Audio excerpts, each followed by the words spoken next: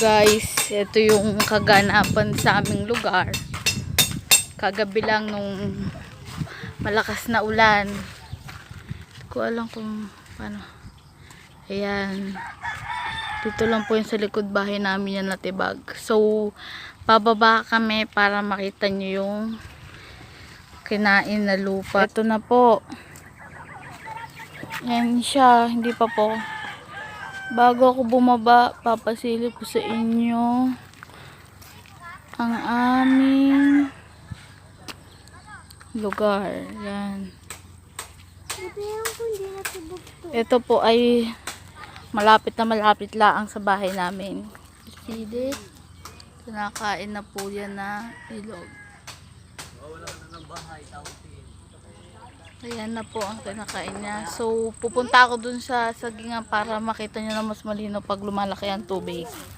Ito ay pababa papunta po dun sa may bangka. Dahil wala din po talaga ditong tulay. Matagal na po yung nire-request. Dati po nabigyan dito ng hanging bridge. Hindi na po yun nasundan. Hindi na nila pinagawa. Nung nabaksak yung paanong hanging bridge, nahukay na tong lugar namin. Kasi walang recrap. Hindi nila ni-recrapan. Yung kabila lang yung may recrap, yung kabilang ilog. Ate, doon ako na magbabayad. Ayan po. Ayan, yung kagabi. Sobrang apaw po yan. Kaya patuloy po yung pagdibag ng lupa namin dito. Ayan po. Mamangka po kami, tatawid po kami sa kabilang ilog. Malubahong kaganapan dito sa lugar namin. Yan, putik. Kaya po pagka papasok yung mga estudyante noon, talagang pagka lulusong kami pag walang bangka. Tapos pag nagtatrabaho, hirap pumasok pag maulan. So, ayan po. Yung kaganapan. Dito naman sa may kabilang ilog namin, natibag na din, lumitaw na yung bahay. Yan po, namamangka.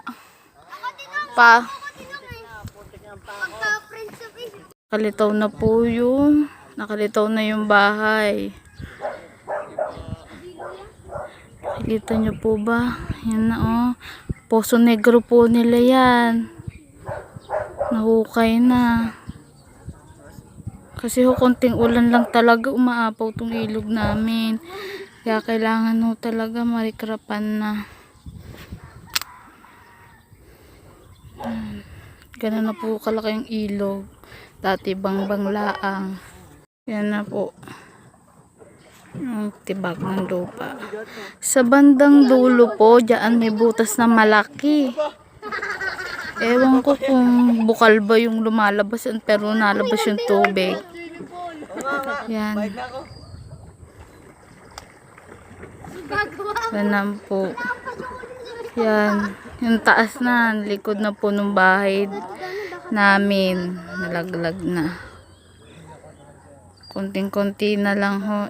Bahay na namin yung abutin sa laki ng niwasak ng ulan na yung kagabi. Paano pa yan kapag may bagyo na, mas malamang tubig ang parating.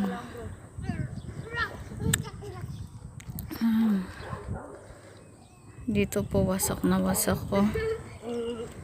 Alas 2, alas 3 gising pa po kami. Gawa ng pagguho ng lupa.